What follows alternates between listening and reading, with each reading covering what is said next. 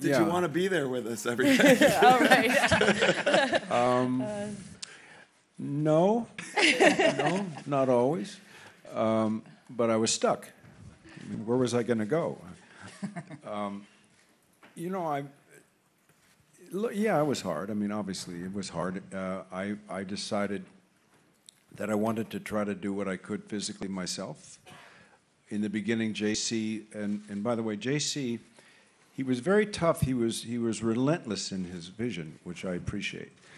But he was also very respectful throughout. I mean, he was very respectful of me and my well-being and so forth. So I think because of that, I was encouraged to want to give him more and more.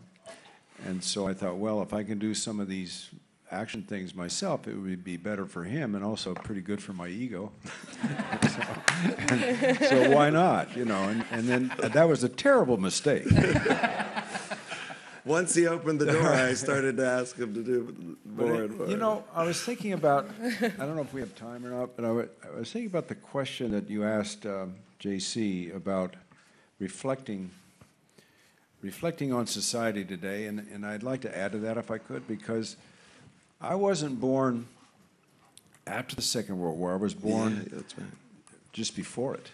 I was between the Depression, the American Depression, and the Second World War. And I experienced the Second World War as a child, living in a lowercase working class environment and so forth, with relatives in the war who did not come home. That was my first impression as a child, that the effect the war had. Then as time went on, I guess as I can look back now, at the point I am in my life, I can see America in a kind of a series of sections where change happened and America moved from one place to the next. As it moved from one place to the next, certain things got lost, got dropped. Our belief system began to have holes punched in it by the scandals that occurred, whether it was Watergate or the quiz show scandals or Iran-Contra, and it's still going on. So, but I was raised at a time when the belief system was what you lived on, and that had to do with innocence as a country. And so as I look over time and I see the effect that various changes have occurred, I begin to take my country as a subject very seriously when I became an artist. And I wanted to show how I felt about my country, that beneath all the propaganda, there was a big gray area that wasn't getting dealt with, that wasn't getting talked about. We were always talking about red, white, and blue, go, go, go. And I thought, no, there's another America there that's not getting, and so I decided to make that a subject of films. Now, getting to this film, I've seen technology, the role that technology has played is driving things faster and faster. It's got more of a role to play.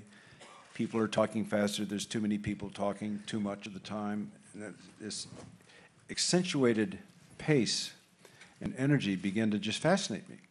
Because I thought, how long can this go on before it burns out? Something's going to happen. Well, when this film came about, I guess, and I only thought about this now, while they were talking, that this film is about having none of that available. And you can see the contrast. So maybe this film would be seen in contrast, because there's nothing but the elements, nothing but the weather, a man, boat, that's it. There's no engagement, there's nothing. And maybe this could be contrasted with all the noise, at least in my country, all the noise that's out there that I think confuses people. Whoever has the mic, go ahead. And then the question goes over there. He asked me to be in this film because I began as an actor. Well, I started as a painter here in France, actually, many, many years ago when I was young. And I became an actor, and I don't like losing that idea. That was one of the attractive things to me. This allowed me to just be an actor again, because that's how I started. And there's a lot of pressure and there's a lot of weight to being a director, and particularly director-producer. So I loved it, and I would like to continue that. I don't want to have to act and direct every time I go out. I like the idea of just acting. I love directing, yes, but I think just acting, I like that a lot. I hope I can continue to do that.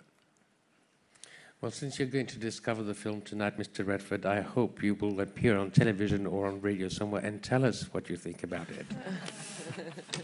Ladies and gentlemen, thank you very much for being here.